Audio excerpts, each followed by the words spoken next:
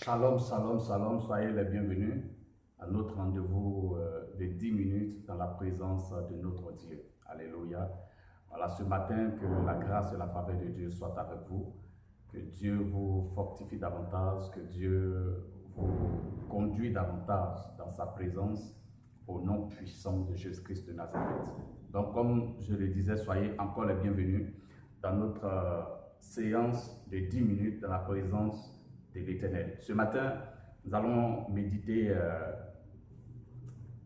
Apocalypse, le chapitre 3, à partir du verset 1. Donc la Bible parle de... Il dit, je sais que tu passes pour un homme vivant, mais tu es mort. À mes yeux, tu es mort. Aujourd'hui, si je te poserai la question, comment est-ce que tu te prends? Est-ce que tu es réel envers toi? Est-ce que tu es juste envers toi-même? Est-ce que tu impressionnes les gens dehors? Mais dans ton fort intérieur, Dieu dit, je te connais. Dieu connaît tes œuvres mieux que toi-même. Dieu connaît tes œuvres mieux que ton pasteur. Dieu connaît tes œuvres mieux que quiconque. Dieu connaît tes œuvres mieux que ta femme. Dieu connaît tes œuvres mieux que ton mari. Alors, rien ne peut se cacher devant ce Dieu vivant que nous adorons. Il est le Dieu qui sait toutes choses, qui voit toutes choses. Il sait toutes choses et il voit toutes choses. Donc tu n'as pas à impressionner qui que ce soit. Peut-être que dans ton église, tu as le premier nom sur la liste de l'église. Peut-être que dans le registre de ton église, ton nom est toujours mentionné. Mais sûrement dans le livre de vie, ton nom n'est pas mentionné. Parce que Dieu dit que tu fais passer pour un homme vivant, sachant que tu es mort à ses yeux. Alors aujourd'hui, je te pose la question, comment est-ce que tu te vois? Est-ce que tu marches véritablement selon Dieu? Est-ce que tu marches véritablement dans les voies de Dieu? La Bible déclare que si tu m'aimes, garde mes commandements. Mais est-ce que tu gardes les commandements de Dieu? Est-ce que tu gardes les commandements de Dieu? Devant ton pasteur, tu pries comme jamais tu n'as prié. Devant ton pasteur, tu impressionnes, on t'acclame. Tu danses, tu pries, tu adores. Comme si tu es un véritable chrétien. Mais celui qui t'a créé, il dit, je te connais. Aux yeux des hommes, tu es un homme vivant. Mais à mes yeux, tu es un homme mort. Donc, je veux t'interpeller à revoir ta manière de marcher, à revoir ta manière d'adorer Dieu, à revoir ta manière de craindre Dieu. Lorsqu'on craint Dieu, on range sa vie. Lorsqu'on craint Dieu, on obéit à ses commandements. Lorsqu'on craint Dieu, on se met à part pour une vie meilleure avec l'Éternel. Donc ce matin, je veux t'interpeller. Je vais t'amener à croire et à faire confiance à ce Dieu, à lui confier toute ta vie et à vivre selon ses principes, à vivre selon ses commandements. Car toute personne qui vit selon le commandement de l'Éternel est restaurée, est favorisée par notre Dieu. Alors ce matin, l'occasion t'est donnée de revoir ta vie, de revoir ton adoration, de revoir ta consécration, de revoir ta crainte pour Dieu.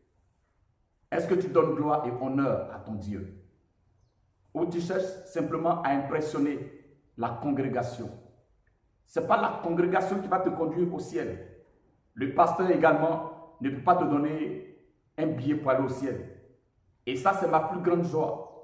Si le pasteur pouvait donner un billet automatique pour t'envoyer au ciel, peut-être que la personne qui a donné la voiture, la personne qui a bâti l'église, sera la première personne à aller au ciel. Mais ma joie, c'est que personne ne peut te donner ce billet. Il n'y a que Dieu le seul. Alors fais confiance à ce Dieu. Crains ce Dieu parce qu'il a le dernier mot de ta vie. Il a le dernier mot de ta vie. Il faille que tu le craignes. Il faille que tu l'obéisses. Il faille que tu marches dans ses voies. Que tu marches dans ses principes. Car notre Dieu est un Dieu des principes. C'est pourquoi il dit toujours, si tu obéis, voici ce qui va t'arriver. Si tu fais ceci, voici le craindre. Il faille que tu l'obéisses. Il faille que tu marches dans ses voies. Que tu marches dans ses principes. Car notre Dieu est un Dieu des principes. C'est pourquoi il dit toujours, si tu obéis, voici ce qui va t'arriver. Si tu fais ceci, voici ce qui va t'arriver. Il y a toujours une condition. Honore et respecte les conditions de Dieu pour que ta vie soit restaurée et bénie par Dieu. Alléluia. Donc revois ta manière d'adorer. Revois ta manière de craindre Dieu. Peut-être que tu vas te dire, Dieu est comme un homme. Oui, c'est vrai qu'il nous a créés à son image et à sa ressemblance. Mais Dieu n'est pas un homme. L'homme peut se compromettre.